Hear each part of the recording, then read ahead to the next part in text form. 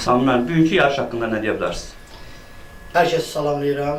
Bugünkü yarış hakkında bildiğimiz kimi Cənubi İdman Klubu 16 ildir fəaliyyət göstərir. 16 illik fəaliyyət ərzində həmişə Cənubi İdman Klubunda tədbirlər, turnirlər keçirilib, boks yarışları keçirilib.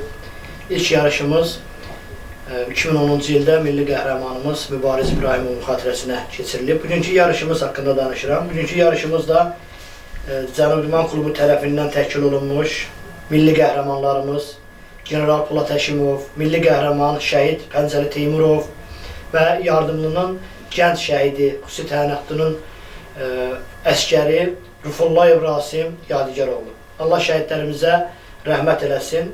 Məhz bu yarışları da şəhidlərimizin xatirəsinə keçirməkdə məqsədimiz odur ki, bizim idmançılarımız, gənclərimiz, yeniyetmələrimiz vətənpərvər ruhda yetişsinlər.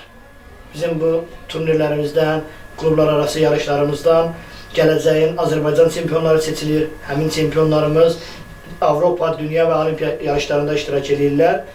Həmin məhz çempionlarımız belə keçirdiyimiz turnirlərdə yetişirlər.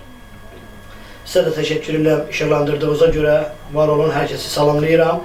Allah şəhidlərimizə rəhmət eləsin, qazilərimizə can sağlığı versin. Allah Azərbaycan xalqını qorusun. Var olun.